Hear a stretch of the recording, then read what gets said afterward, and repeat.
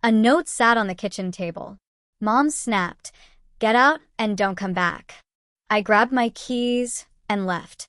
3 weeks later, Dad called, asking why the bank froze the mortgage. I still held the keys. My mother's words, sharp as shattered glass, cut through the kitchen silence. "Get out and don't bother coming back." The ceramic mug I was holding slipped, but my fingers, numb with shock, refused to drop it. My breath caught, my lungs suddenly refusing to draw air. In that instant, my entire understanding of what family meant, what home was, shattered into a million pieces. The automatic movement of my feet, carrying me through the front door and out into the unfamiliar chill of the evening, felt like a scene playing out in slow motion. I clutched my keys, the metal cold against my palm, not knowing my life was about to unravel completely. Just 3 weeks later, my father called, his voice strained, asking why the bank had frozen their mortgage. The truth, when it finally emerged, was far more devastating than I could have imagined. Just 8 weeks before everything fell apart, I had walked across the stage at my college graduation, diploma clutched in my trembling hand, feeling like the world was full of boundless possibilities. The parchment felt heavy, a tangible testament to 4 years of late nights, grueling part-time jobs, and enough instant ramen to last a lifetime. My father, Gregory, had been beaming from the audience, whistling loudly enough to make the people in our row laugh, his joy infectious. My mother, Pamela, sat beside him, smiling politely, but checking her watch throughout the ceremony. That pretty much summed up my relationship with my parents. Dad was my biggest cheerleader, always ready with a dad joke or a comforting shoulder to cry on. Mom was complicated. Growing up, she'd always been the disciplinarian, the one who pushed me relentlessly for perfect grades and insisted I join all the right extracurriculars. Nothing was ever quite good enough for her. When I made the honor roll, she'd ask why I wasn't valedictorian. When I won second place in a debate competition, she'd wondered aloud why I couldn't have been first. The goalposts of her approval were constantly shifting, always just out of reach. Still, I thought we had a decent relationship. Not warm and fuzzy, no, but functional. After graduation, moving back home temporarily had seemed like the smart choice. The job market was notoriously tough, and I figured I could save money for 6 months or so before getting my own place. Dad had been thrilled, his eyes crinkling at the corners. "The house feels empty without you, kiddo," he'd said, helping me carry boxes up to my childhood bedroom, still decorated with the lavender walls I'd picked out at 14. I tried to be a good house guest. Every morning, I'd wake up early, the quiet of the pre-dawn house settling around me, to make coffee for everyone before Dad left for his job at the insurance office. I'd clean up after myself, do extra chores around the house, and cook dinner at least 3 nights a week, hoping to ease some of my mother's evident stress from her administrative position at the local hospital. Her exhaustion felt like a tangible presence when she walked through the door each evening. 2 weeks after moving back home, I landed a job interview at Wilson Financial, a respected firm in our town. My heart hammered with a nervous excitement I hadn't felt in months. The interview went surprisingly well, a genuine connection forming with my interviewer, and they offered me a position on the spot. The salary was better than I'd expected for an entry-level role, and they even offered partial tuition reimbursement if I wanted to pursue my MBA down the road. The catch was that they needed me to start in 3 weeks rather than immediately, as they were finishing up a system transition.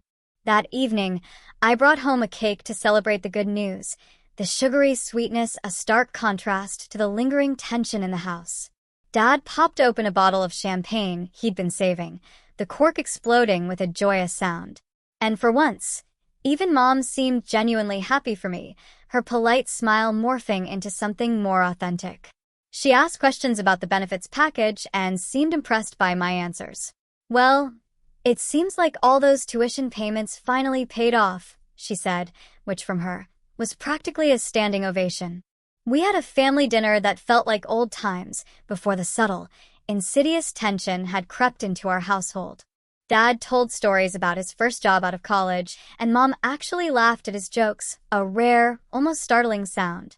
I felt a surge of hope that maybe this new chapter would improve things between us. During those 3 weeks before my job was set to begin, I tried to make myself as useful as possible around the house, driven by that familiar, nagging need to earn my mother's approval. When Dad mentioned having trouble with their online banking, I spent an afternoon showing him and Mom how to set everything up properly. They weren't particularly tech-savvy, and I patiently walked them through creating secure passwords and navigating the bank's website, my fingers guiding theirs on the mouse. "This is why we had kids," Dad joked, his arms slung around my shoulder. Built-in tech support. Mom had watched carefully as I showed them how to check their accounts and pay bills online. She'd asked several questions about security and seemed particularly concerned about identity theft. I assured her that as long as they used strong passwords and didn't share their information, they would be fine. Looking back, I should have noticed the signs, the subtle cracks forming in the veneer of our domestic peace. Mom had been acting increasingly tense over the previous 2 weeks, a tightening around her eyes, a sharp edge to her voice. She'd take phone calls in hushed tones, quickly hanging up if I walked into the room, her movements almost furtive. Mail would disappear from the counter before I could see who it was addressed to, a mystery I barely registered. But I'd chalked it up to her usual stress from work, perhaps combined with the unwelcome intrusion of having an adult daughter back in the house. The weekend before everything fell apart, we'd all gone to my Aunt Susan's house for a family barbecue. Dad's sister had always been kind to me, her warmth a stark contrast to my mother's guarded demeanor, and she made a big fuss about my new job, showering me with genuine praise. Mom had been unusually quiet during the gathering, her plate barely touched, and on the drive home, she and Dad had a whispered argument that I couldn't quite hear from the back seat, the low rumble of their voices a disturbing soundtrack. When I asked if everything was okay, Dad had forced a smile, a brittle, unconvincing mask, and said it was just boring adult stuff. I wish I had pushed harder, insisted on knowing the truth. I wish I had seen what was coming. But I had no idea that in just a few days, my mother would be screaming at me to get out of her house, and my entire world would be turned upside down. The morning everything began to unravel started like any other. I woke up early, the first rays of sunlight barely piercing the curtains, made coffee, and was scrolling through my phone at the kitchen table, savoring the quiet routine when Mom came downstairs. She didn't say good morning, which wasn't unusual, but what happened next definitely was. I went upstairs to shower and get dressed, the warm water a temporary escape from the building tension. And when I came back to my room, the scent of lavender from my walls still comforting, I found Mom going through a stack of my mail that I'd left on my desk. She had my bank statement open in her hands, her eyes scanning the figures. "What are you doing?" I asked, my voice a stunned whisper, shocked to find her rifling through my most personal documents. She didn't even look embarrassed. "This is my house, Amanda. I can look at whatever I want." "That's my personal mail," I retorted, a flush of anger rising in my cheeks. "You can't just go through my things." She folded the statement and placed it back on the desk with deliberate slowness, her movements precise, chillingly calm. "When you pay the mortgage, you can have privacy." I stood there, mouth open, as she brushed past me and out of the room, leaving behind a cold vacuum. This wasn't like her. My mother could be cold and demanding, yes, but she'd always respected basic boundaries. Something was very wrong. Later that morning, while I was applying for an apartment I'd found online, my fingers flying across the keyboard, I overheard my parents arguing in their bedroom. I didn't mean to eavesdrop, but their voices, sharp and strained, carried down the hallway. "She's going to find out eventually, Pamela," my father said, his voice tight with stress, a raw edge of panic. "She doesn't need to know anything. It's handled." "How is it handled?" "The calls are coming to the house now." "Lower your voice," my mother hissed, a venomous whisper. "This is not her problem." "Of course it's her problem. You made it her problem when you decided to." Their voices dropped too low for me to hear the rest, the words dissolving into an indistinguishable murmur. But one phrase came through clearly in my mother's sharp tone, a chilling declaration that echoed in the sudden quiet. "She owes us." I owed them for what? Sure, they had helped with some of my college expenses, but I'd taken out substantial student loans as well, working extra shifts to cover my own costs. I'd never been under the impression that their support came with hidden strings attached, no invisible ledger of debt. This is a common emotional manipulation tactic often employed within dysfunctional family systems, known as the sunk cost fallacy, applied to relationships. Parents might demand repayment, not just financial but emotional, for past investments, often framing it as sacrifice. This creates a sense of perpetual obligation in the child, where their inherent worth is tied to their perceived debt to the parent, making it difficult to establish healthy boundaries and autonomy. My gut clenched with a growing sense of unease. When Dad came downstairs later, his shoulders slumped, his face pale, I tried to ask him what was going on. "Is everything okay with you and Mom? I heard you arguing." He looked tired, the lines around his eyes deeper than usual, etched with a new weariness. "It's nothing for you to worry about, sweetheart. Just some bills piling up." "If you need help with bills," I offered, a desperate attempt to bridge the chasm between us, "I can contribute now that I've a job lined up." No, he said quickly, almost too quickly, shaking his head. "That's not necessary. Your mom is just stressed about work." But the look in his eyes, a desperate, cornered animal look, told me he wasn't being truthful. For the first time, I felt a flicker of unease about my father, too.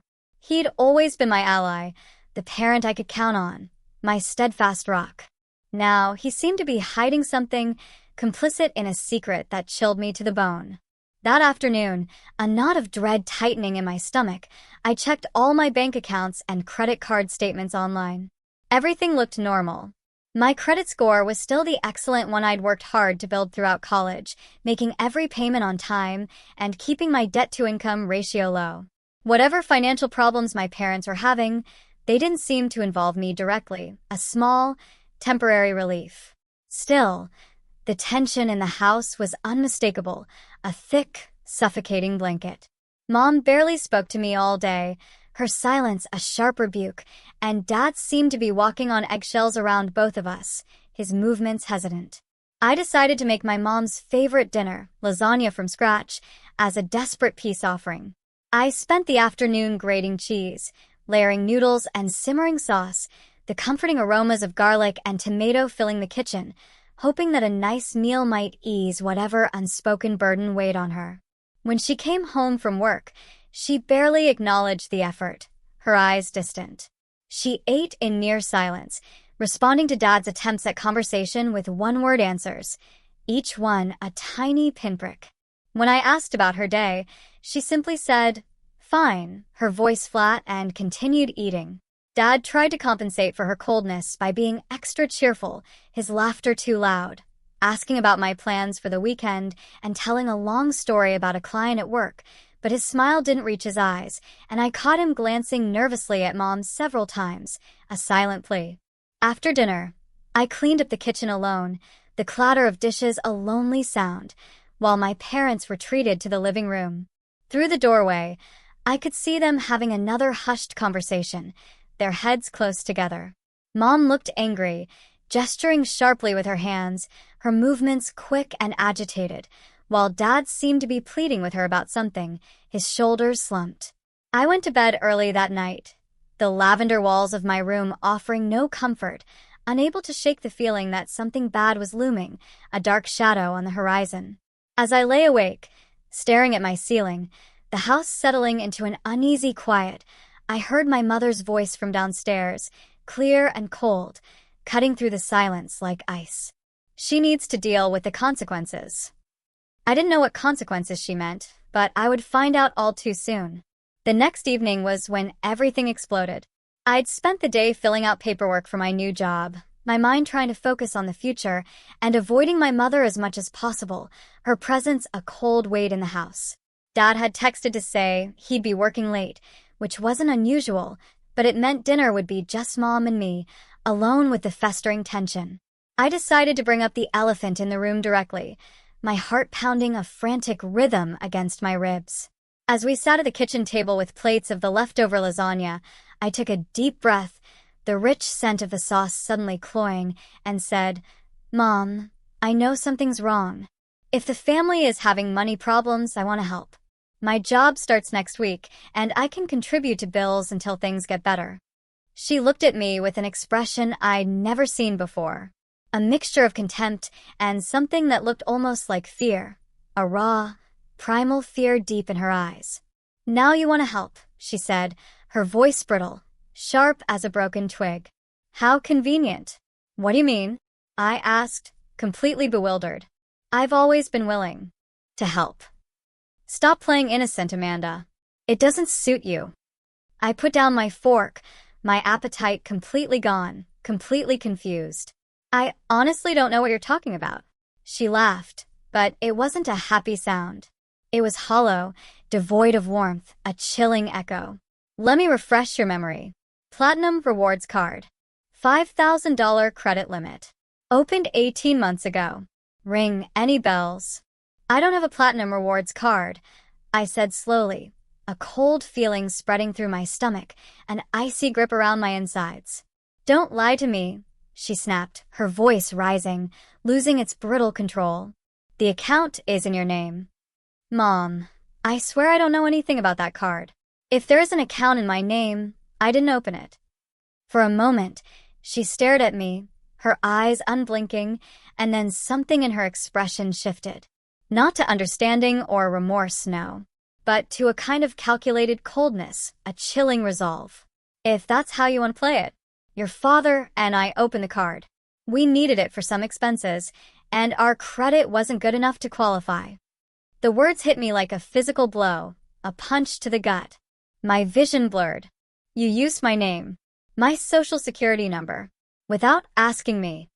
"Don't be so dramatic. Families help each other. We put you through college, and we needed some help in return." "That's identity theft," I said, my voice barely above a whisper, the horror of it dawning on me. Her eyes flashed. "It's family. But of course, you wouldn't understand loyalty, would you?" "Loyalty? You stole my identity. How much did you charge on this card I don't even know about?" She waved her hand dismissively, as if swatting away an annoying fly. "It doesn't matter. What matters is that the payments are late, and now they're calling here asking for you." The room seemed to tilt around me as the implications sank in, a dizzying spiral of betrayal. "Late payments. So, you've been damaging my credit? The credit I worked so hard to build." "Oh, poor baby and her precious credit score," Mom said with a sneer, her face contorted in a mask of contempt. "Try raising a child and keeping a household running. Try dealing with real problems." I struggled to keep my voice steady, my body shaking with a barely controlled rage. "This is a real problem. What you did is illegal. You committed fraud using my information." "We're your parents," she shouted, slamming her hand on the table hard enough to make the plates jump, the sound echoing in the kitchen. "Everything you have is because of us. Your education, your fancy new job, all of it. That doesn't give you the right to steal my identity. How am I supposed to trust you after this?" "Trust." She laughed again. That same hollow, chilling sound. "Trust is a luxury. Your father and I did what we had to do." "Dad knows about this?" The betrayal deepened, spreading through me like poison, curdling my blood. "Of course he knows. It was his idea to use your information." I couldn't believe it. My father, who had always been my rock, my safe harbor, had betrayed me in one of the worst ways possible. How many other accounts have you opened in my name?" Mom's expression turned calculating, her eyes narrowing. "Just the one card." But something in her eyes, a tiny flicker of dishonesty, told me she was lying. "What else, Mom? What else have you done?" "Nothing that concerns you." "It absolutely concerns me if you're using my name and social security number. My whole financial future is at stake." "Your future?" She spat. "What about our future? What about the house you've been living in, rent-free? What about all the sacrifices we've made for you? I've never asked you to sacrifice anything. And I offered to pay rent when I moved back in. You and Dad said no because you needed something else from me. Something more valuable than your pocket change." The cold feeling in my stomach intensified, spreading through my veins. My credit. My identity.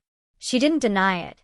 Instead, she looked at me with something like satisfaction, as if she was glad I finally understood, her eyes glinting with a perverse triumph. We should work together to fix this, I said, trying to be reasonable despite my growing anger and fear, a desperate attempt to salvage something. We need to pay off whatever balances are on that card and close the account, and you need to tell me about any other accounts you've opened in my name. There's nothing to fix, she said flatly, her voice devoid of emotion, a cold pronouncement. The situation is what it is. The situation is fraud. I was shouting now, too, all pretense of calm gone, my voice cracking with emotion. You could go to jail for this. Are you threatening me? Her voice dropped dangerously low, a menacing whisper. I'm trying to make you understand how serious this is. My whole financial future could be ruined. Your future, she scoffed, a dismissive flick of her hand. Always about you. So selfish, just like you've always been. The perfect little princess who thinks the world revolves around her. Her words stung, a venomous lash. Not because they were true, but because they revealed how little she thought of me, how little she knew me, how completely she had misjudged my character. I've never been selfish, I said quietly, the tears welling in my eyes, but I refused to let them fall. I've always tried to make you proud, to be good enough for you. If you want to make us proud, you'll handle this situation like an adult. Pay the card off and stop complaining. I didn't create this situation. You did. And now you expect me to clean up your mess? Our mess. She stood up, her chair scraping loudly against the floor, a harsh sound in the quiet kitchen. You ungrateful little brat. After everything we've done for you. Tears filled my eyes, hot and stinging, but I refused to let them fall, refusing to give her that satisfaction. What kind of parent steals from their own child? That's when she said it. The words that would change everything, that would shatter the last vestiges of our relationship. Get out, she hissed, her face contorted with anger, a mask I barely recognized. Get out and don't bother coming back. What? I stared at my mother, certain I had misheard her, my brain struggling to process the impossible. You heard me. Her face was twisted with fury. Get out of my house now. Mom, you can't be serious. I looked around wildly, desperately, as if searching for someone, anyone, to confirm this was just a bad dream, a cruel joke. Where's Dad? I need to talk to Dad. Your father isn't here to save you this time, and he agrees with me. I couldn't believe that. Dad would never throw me out. He was my protector. I'm going to call him. Go ahead. She folded her arms across her chest, a triumphant smirk playing on her lips.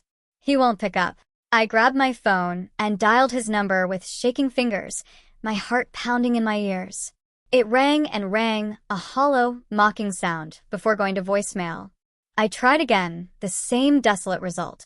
See, Mom's voice was cold with triumph, sharp as ice. He knows better than to interfere. I looked at her. This woman who had given birth to me, raised me, and was now throwing me out over a credit card she had fraudulently opened in my name. Something fundamental had broken between us. Something that could never be repaired. Fine, I said, my voice surprisingly steady despite the storm raging inside me. I'll go pack. You have 30 minutes, she called after me as I walked upstairs, her voice a chilling countdown. In my childhood bedroom, I stood frozen for a moment, unable to process the impossible reality that was unfolding around me. The lavender walls I'd once found so comforting now seemed to be closing in on me, suffocating me. Photos of happier times mocked me from their frames. The family vacation to Florida when I was 12, my high school graduation with both parents proudly flanking me, Christmas morning just last year with all of us in matching pajamas. How had we gone from that to this? I grabbed my largest backpack and began stuffing it with essentials. Underwear, socks, a few changes of clothes, my mind racing, trying to figure out where I would go, where I belonged. I had some savings, but not enough for a security deposit and first month's rent. My new job wouldn't start for another week, and I wouldn't get paid for at least 2 weeks after that. As I packed, memories flooded through me. each one a sharp, stinging reminder of a life that no longer existed. This room had been my sanctuary throughout my childhood. The window seat where I'd read hundreds of books, the desk where I'd studied for the SATs, the closet where I'd hidden when I wanted to escape my mother's criticism, her demanding gaze. And now I was being forced to leave it all behind. I grabbed my laptop, chargers, and toiletries. What else would I need? I had no idea how long I would be gone or if I would ever come back. The thought made me pause, a pair of jeans clutched in my hands. This might be the last time I ever saw this room. I opened my dresser drawer to grab more clothes and noticed something odd. The folder where I kept my important documents was missing. My birth certificate, social security card, passport, all gone. With growing dread, a cold knot tightening in my stomach, I searched every drawer, looking under the bed, checking the closet. Nothing. I stormed downstairs, finding my mother in the living room, calmly, chillingly calmly, watching television as if she hadn't just shattered our family, torn my life apart. "Where are my documents?" I demanded, my voice raw with a mixture of fear and fury. She didn't even look at me, her eyes fixed on the screen. "What documents?" "My birth certificate, social security card, passport. They're gone from my room." "Those are our documents," she said, her voice flat, emotionless. "We're keeping them safe. They're mine." I couldn't believe what I was hearing, the sheer audacity of her control. "I need them for my job, for an apartment. You should have thought of that before you turned on your family." I stood there speechless, paralyzed with rage and disbelief. She was punishing me for discovering her fraud by withholding my identity documents, the very keys to my independence. "Give them to me," I said, my voice low and dangerous, a warning rumble. "Now." "Or what?" She finally looked at me, her expression almost amused, a perverse enjoyment in my helplessness. "You'll call the police? Tell them your mother is keeping your documents? They'll laugh you out the door." She was probably right, but I couldn't leave without trying. I marched past her toward their bedroom, determined to find my papers, a desperate hope clinging to me. "Don't you dare go in there," she shouted, following me, her voice rising in a shriek. I ignored her, yanking open their dresser drawers, searching frantically through the papers on their desk. Nothing. She grabbed my backpack, which I'd set down during my search, her fingers closing around the strap. "Time's up. Get out." "Not without my documents." "They're not here," she said, tossing my backpack at me, the empty bag a cruel mockery. "And you're not welcome here anymore." I lunged for my backpack, but she held on to one strap, a vicious tug-of-war. We struggled for a moment, a desperate, silent battle, and then the bag tipped, spilling its contents across the floor. My clothes, toiletries, and laptop tumbled out, a pathetic scattering of my life. My mother let go of the empty bag, watching with cold satisfaction as I scrambled to gather my belongings, my hands shaking uncontrollably. "How can you do this?" I asked, looking up at her from the floor, tears finally spilling down my cheeks, hot and bitter. "I am your daughter." For just an instant, something flickered in her eyes. A hint of the mother I thought I knew, a fleeting shadow of warmth. But it vanished as quickly as it had appeared, replaced by that same icy mask. "Not anymore," she said. "You made your choice." I stuffed everything back into my bag with trembling hands. There was nothing else to say, no way to reach her. Whatever had broken inside her had broken us, too. I walked out the front door without looking back. The weight of my backpack, though heavy, was nothing compared to the crushing heaviness in my heart. My car sat in the driveway, a 5-year-old Honda Civic that I'd bought with my own money during sophomore year. At least she couldn't take that from me. I threw my backpack onto the passenger seat and sat behind the wheel, staring blankly ahead, trying to figure out what to do next. Where could I go? Who could I trust? Night was falling as I drove aimlessly through town, the streetlights blurring into streaks of yellow and white. I passed the high school where I'd been valedictorian, the park where Dad had taught me to ride a bike, the ice cream shop where we used to go for family treats on summer evenings. Each landmark was a painful reminder of a life that was gone, a betrayal that felt absolute. Eventually, I parked in the lot of a 24-hour grocery store, its harsh fluorescent lights illuminating the interior of my car. I was too numb to make any decisions. I reclined my seat as far as it would go and stared at the ceiling of my car, replaying the evening's events over and over, looking for something I could have said or done differently, some magical word that would have changed everything. But the truth was, this wasn't my fault. My parents had committed fraud using my identity, and instead of apologizing and making it right, they had thrown me out when I discovered their betrayal. I must have fallen asleep eventually, because I woke to sunlight streaming through my windshield and the harsh reality that I was essentially homeless. My back ached from sleeping in the car, and my mouth felt dry and sour. As I sat up and tried to stretch in the confined space, the full weight of my situation hit me, a crushing blow. Not only was I without a home, but my credit was damaged. My identity had been compromised, and my own parents, the people who were supposed to protect me, had been the ones to hurt me. In that moment, sitting in my car in a grocery store parking lot, the smell of stale coffee and my own fear thick in the air, I made a decision. I would not be a victim. I would take control of this situation and fight back. My parents had underestimated me, thinking I would either give in to their demands or crumble under pressure. They were about to learn just how wrong they were. My first call that morning was to my friend Stephanie. We'd been roommates in college for 3 years before she'd moved in with her boyfriend, Tyler.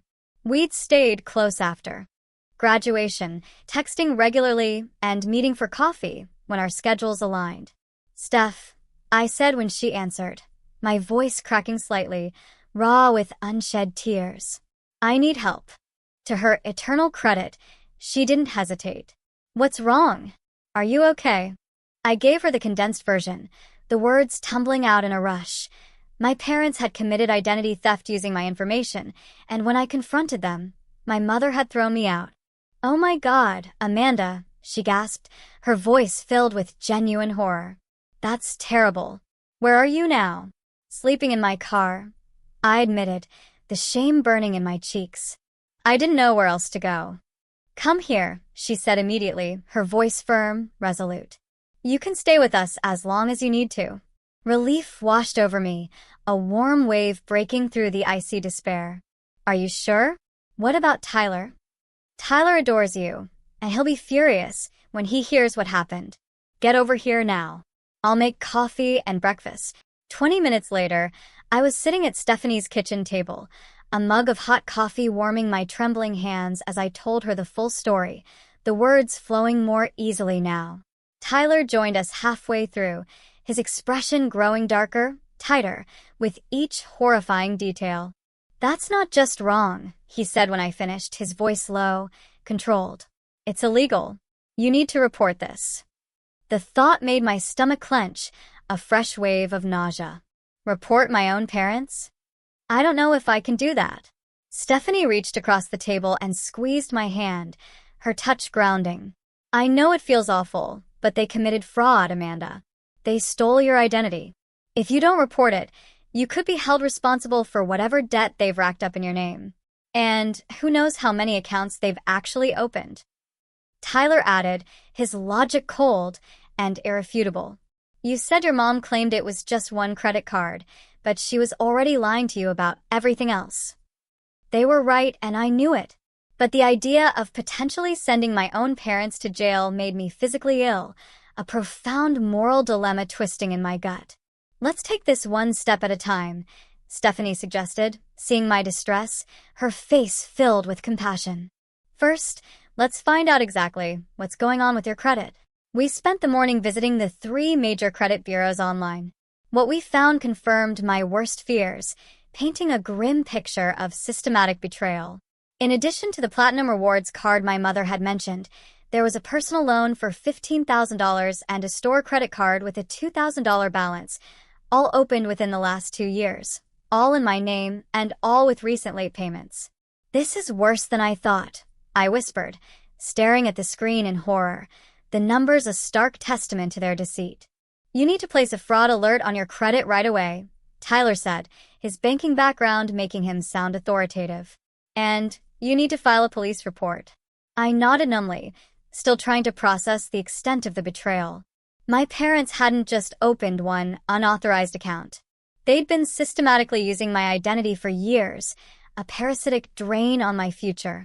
With Stephanie and Tyler's unwavering support, I placed fraud alerts with all 3 credit bureaus, a small but significant step towards reclaiming control.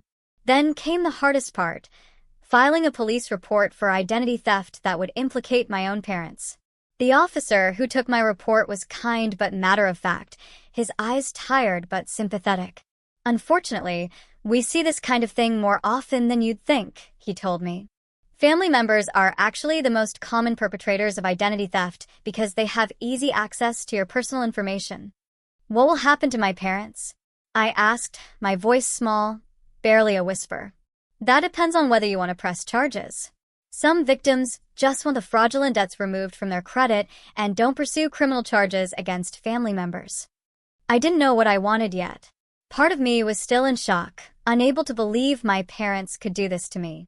Another part was furious and wanted them to face consequences for their actions, to feel a fraction of the pain they had inflicted. "You don't have to decide right now," the officer assured me.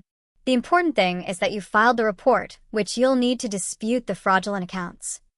Armed with the police report number, my next stop was the bank that had issued the Platinum Rewards card. I met with a fraud specialist named Melissa, who reviewed my documentation with a sympathetic expression. "I'm so sorry you're going through this," she said, her voice soft. "Identity theft is traumatic enough without it being committed by people you trust." "Will I be able to get the fraudulent charges removed from my credit history?" I asked, my voice tight with anxiety.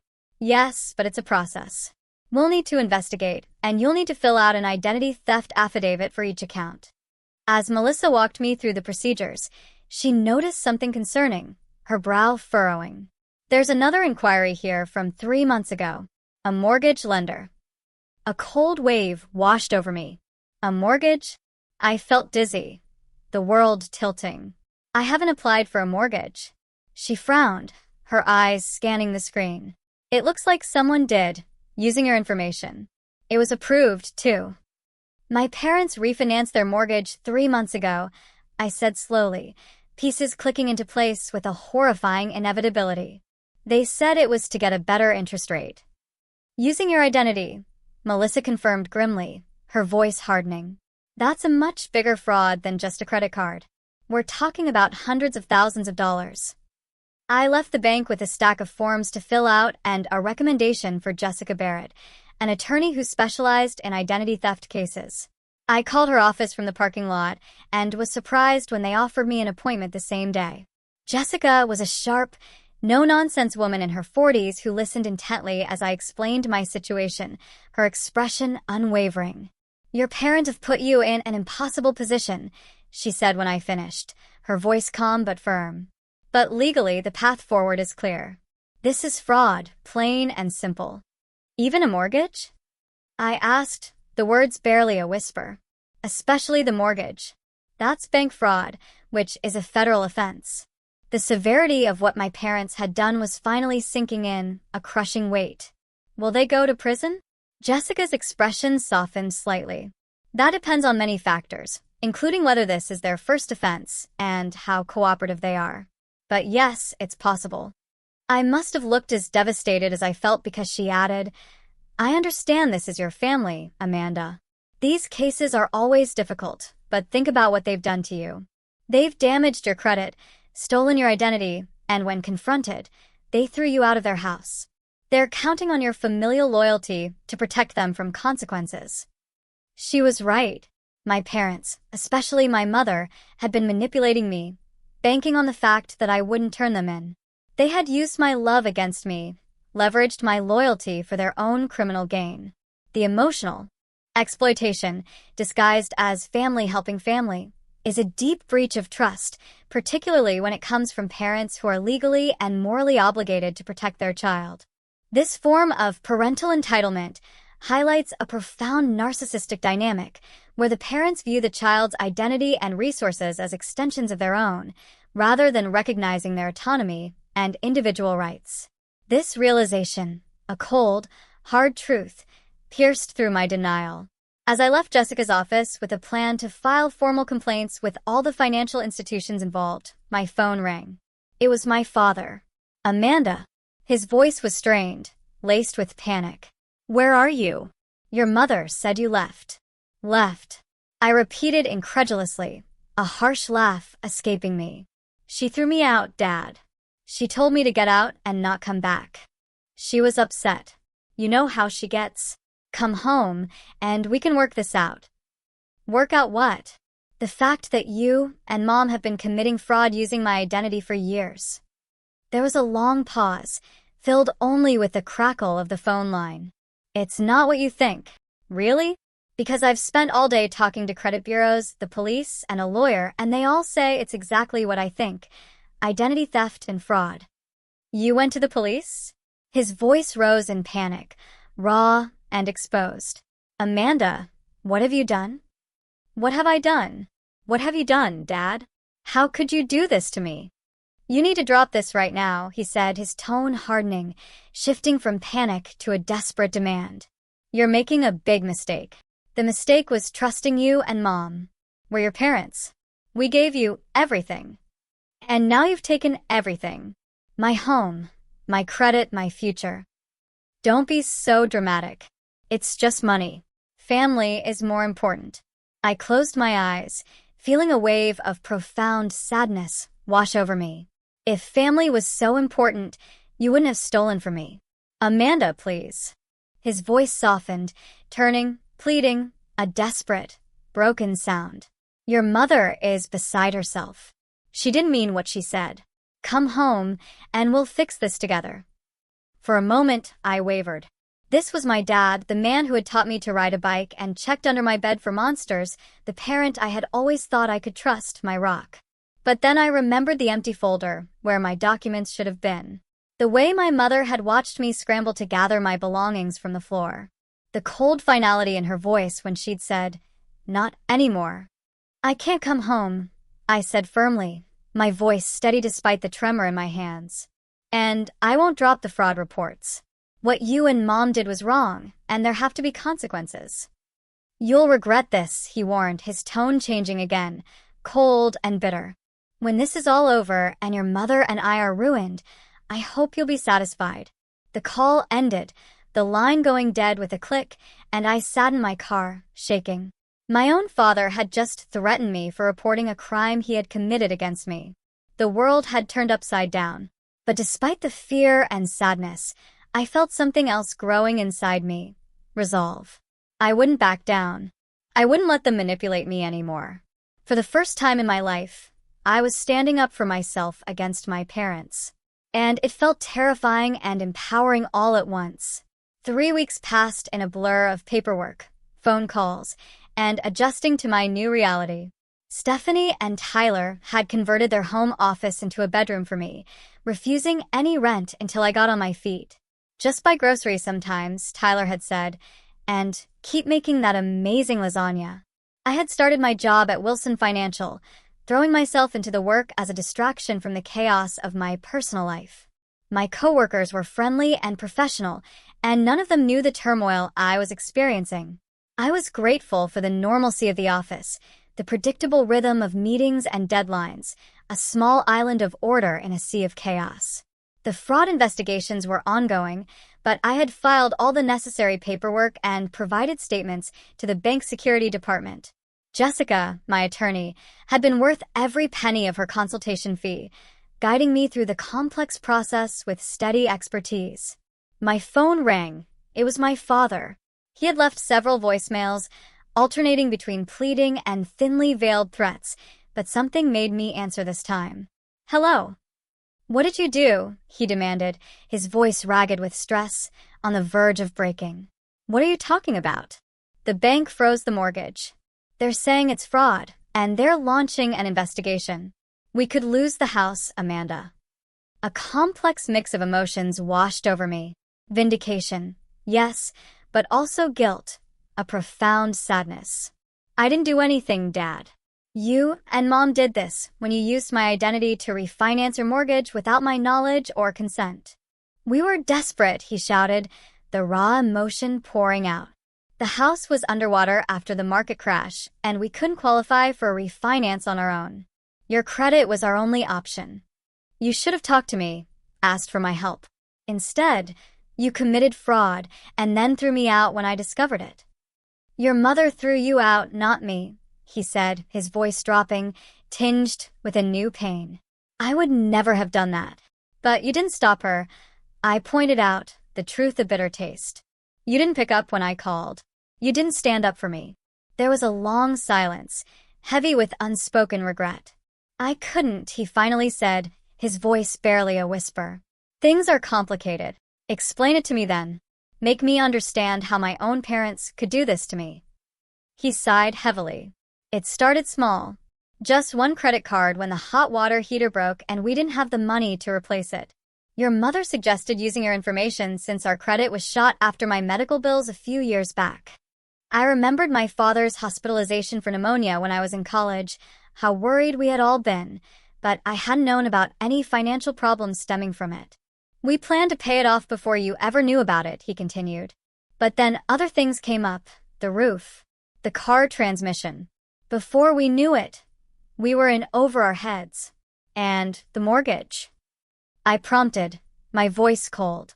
The bank was threatening foreclosure. We were 3 months behind on payments. Using your identity for the refinance was your mother's idea. But you went along with it. Yes, he admitted, his voice barely audible. I went along with it. I was weak and scared of losing our home. I closed my eyes, trying to process this new information, this unraveling of truth. Why didn't you just tell me? I would have helped if I could. Your mother wouldn't hear of it. She said we shouldn't burden you with our problems. He paused, a long, ragged breath. And if I'm being honest, I was ashamed. What kind of father can't provide for his family without stealing from his daughter? The raw pain in his voice made my throat tight. Despite everything, I still loved my father. He had made terrible choices, but at least he seemed to recognize that now. The bank investigator came to the house today, he continued. All our accounts are frozen pending the fraud investigation. We can't access any of our money, Amanda. And your mother? She's not handling it well. What do you mean? He lowered his voice, almost a whisper, as if sharing a shameful secret. There's something I never told you. Your mother has had a gambling problem for years. Online poker, mostly. That's where a lot of the money went.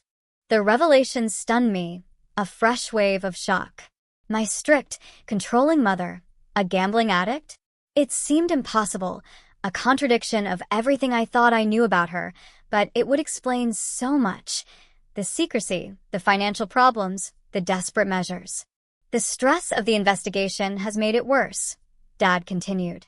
She's barely sleeping, barely eating, just glued to her phone, trying to win enough to fix this mess.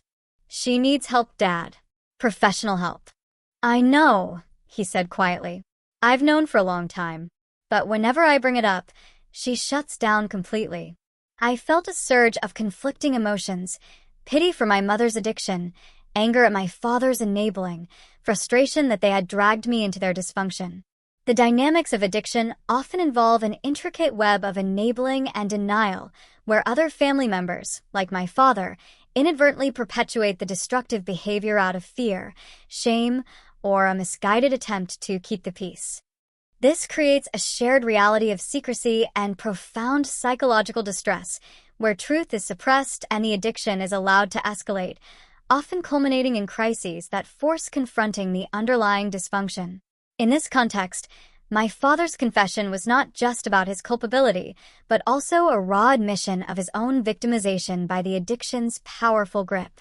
I'm sorry about the mortgage and the accounts being frozen, I said finally, my voice still trembling. But I couldn't let the fraud continue. My entire financial future was at stake. I understand, he said, surprising me. You did what you had to do. What we did was wrong, and now we're facing the consequences. For the first time since this whole nightmare began, I felt a glimmer of hope that my relationship with my father might eventually heal. He wasn't making excuses anymore. He was accepting responsibility. What will you do now? I asked. Try to negotiate with the bank. Sell the house if we have to. Get your mother some help. He sounded tired, but resolved, a man finally facing his demons. And try to make things right with you, if you'll let me. I don't know if things can ever be right again. I said honestly, the pain's still raw. But I'm willing to talk. That's all I can ask for, he replied, his voice thick with emotion. I love you, Amanda. I never stopped. Not for a moment.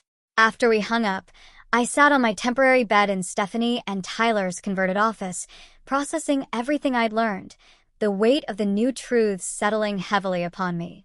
My mother's gambling addiction cast her actions in a different light, not excusing them, but at least explaining some of her desperation and irrationality.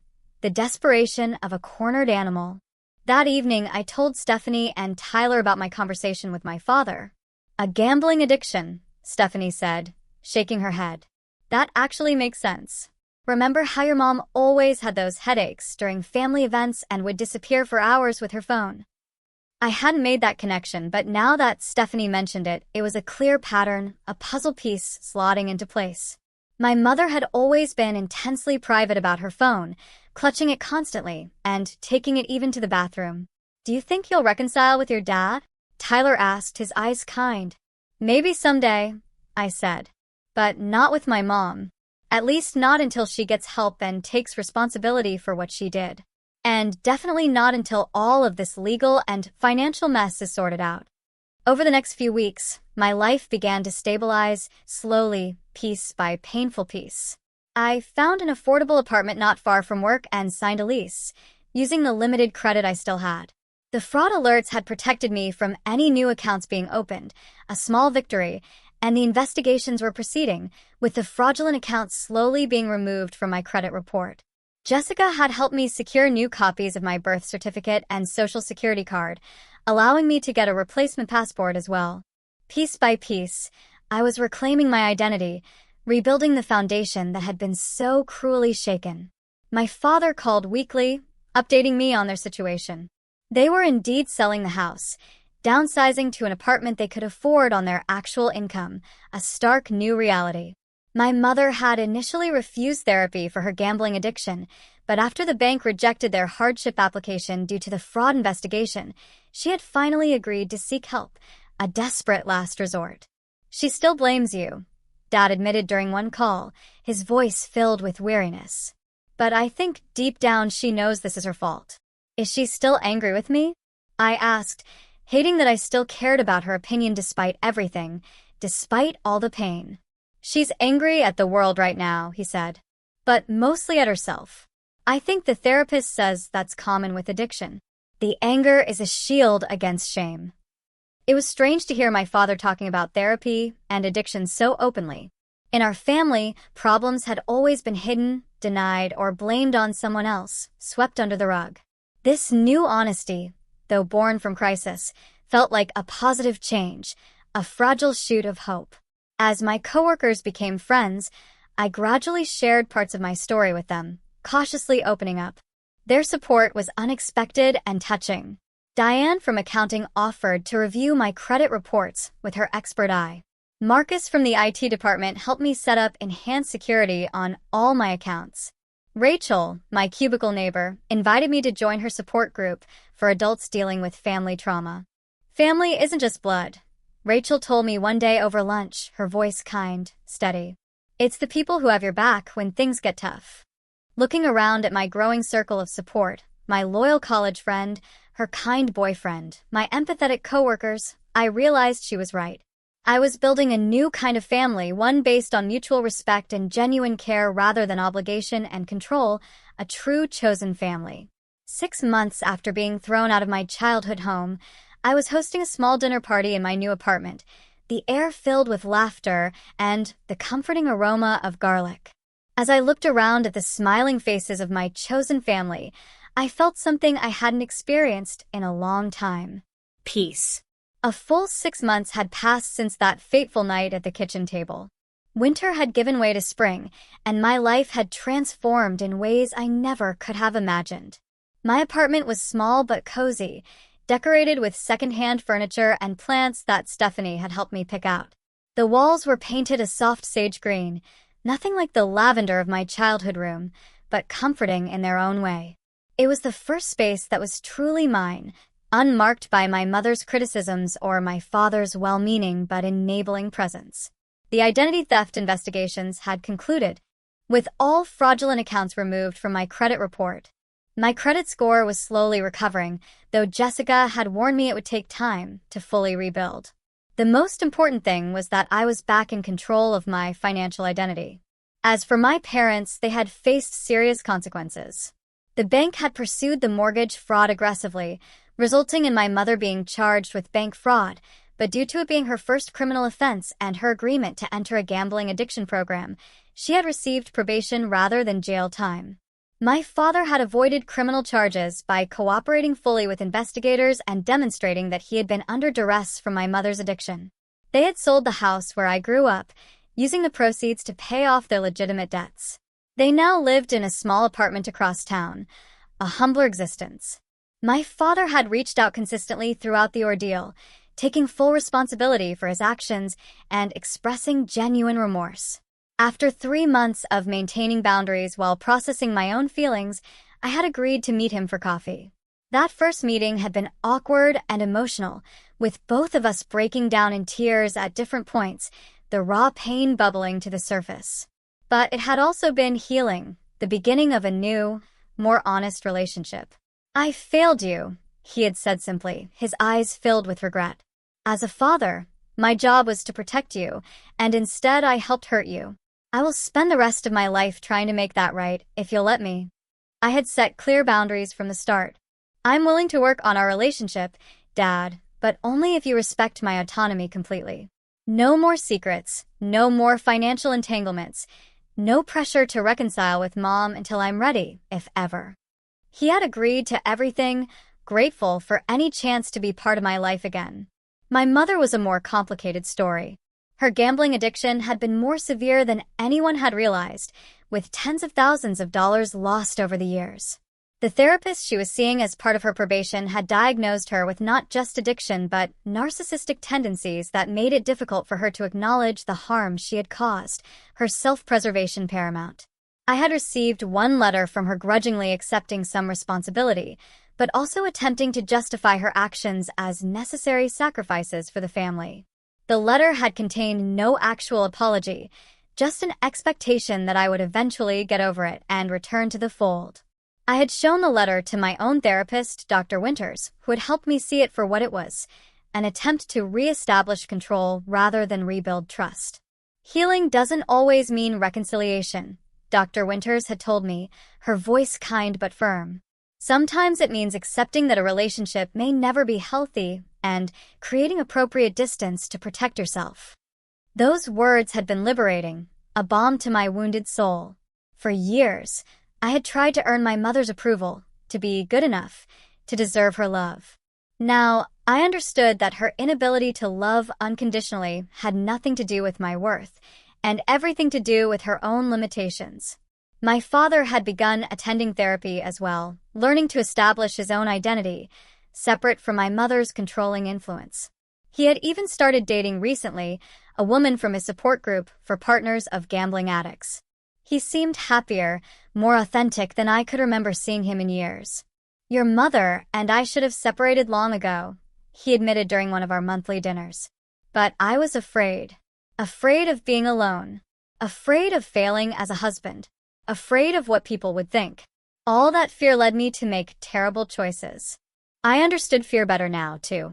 The fear of disappointing my parents had kept me trapped in unhealthy dynamics for years. The fear of conflict had prevented me from setting necessary boundaries. The fear of abandonment had made me accept unacceptable behavior. But through this painful journey, I had discovered my own strength. I had faced my worst fear, being rejected by my own mother, and survived. Not just survived, but grown. My career at Wilson Financial was flourishing. I had received a promotion just 4 months into the job, impressing my supervisors with my work ethic and attention to detail. The steady income had allowed me to build a modest emergency fund, something I now recognized as essential for true independence. I had also discovered a passion for financial literacy, volunteering at a local community center to teach young adults about credit, budgeting, and identity protection. Turning my painful experience into a way to help others had been unexpectedly healing.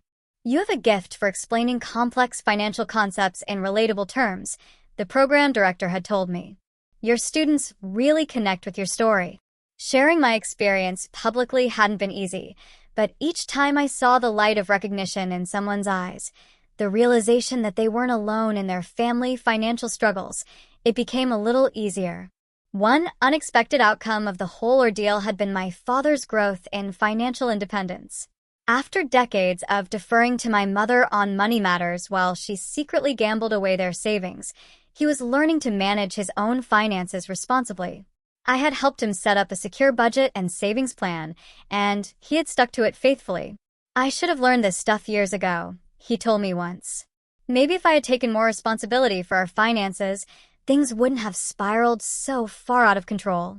There was truth in that, but I reminded him that my mother's addiction wasn't his fault. You can't control someone else's choices, Dad. You can only control your own. That had become something of a mantra for me over the past 6 months. I couldn't control my mother's refusal to truly acknowledge the harm she had caused. I couldn't control the fact that some extended family members had taken her side, believing her version of events, where I was the ungrateful daughter who had cruelly reported her own parents to the authorities. I couldn't control how long it would take for my credit to fully recover, but I could control my own choices, my own boundaries, my own healing. Tonight, as I looked around at the friends gathered in my apartment, I felt a deep sense of gratitude. Stephanie and Tyler were cuddled together on my small couch. Marcus from IT was debating the merits of different streaming services with Rachel from work. My father was in the kitchen, proudly showing off the lasagna recipe I had taught him. These people were my real family now, some related by blood, most not, but all connected by genuine care and respect. As we gathered around my secondhand dining table, the warmth of shared stories and laughter filling the air, I thought about how far I had come from that terrible night when my mother had told me to get out and not come back. In trying to punish me, she had inadvertently set me free from the dysfunctional dynamics that had defined our family for generations. I'd like to make a toast, I said, raising my glass, the clinking of glasses a celebratory chime. To new beginnings. And to all of you who helped me through the darkest time of my life. I wouldn't be where I am today without you. The glasses clinked, smiles were exchanged, and the conversation flowed easily around the table. Later, as the evening wound down and guests began to leave, my father pulled me aside. "I'm so proud of you, Amanda," he said, his eyes shining with emotion, a genuine, heartfelt pride. "Not just for forgiving me, which I still don't feel I deserve, but for the way you've handled everything with such grace and strength. I learned something important through all this." I told him, "Our worth isn't determined by what others do to us, but by how we choose to respond." I could have let what happened destroy me, make me bitter and mistrustful. Instead, I chose to use it as a catalyst for growth. He nodded, understanding in his eyes. "Your mother and we got so caught up in appearances and what we thought we deserved that we lost sight of what really matters. Integrity, honesty, respect. You've shown more of those qualities than we ever did." As I hugged him goodbye, I reflected on the journey of the past 6 months. The pain hadn't disappeared completely. It probably never would, but it had transformed into something useful, a reminder of my resilience and importance of choosing authenticity over appearance, truth over comfort. My mother had thrown me out, thinking it would break me or force me to comply with her demands. Instead, it had been the beginning of my true independence, not just financially, but emotionally. In losing what I thought was my only family, I had found a larger, healthier one. And in facing the betrayal of those who should have protected me, I had learned to protect myself, to stand firm in my truth, to set boundaries, to value my own well-being. That, perhaps, was the most important lesson of all. Sometimes the most painful endings lead to the most necessary beginnings. Sometimes you have to lose what you thought you needed to find what you truly deserve. Have you ever had to rebuild your life after a betrayal? And how did you find the strength to move forward when the people who were supposed to be your foundation let you down?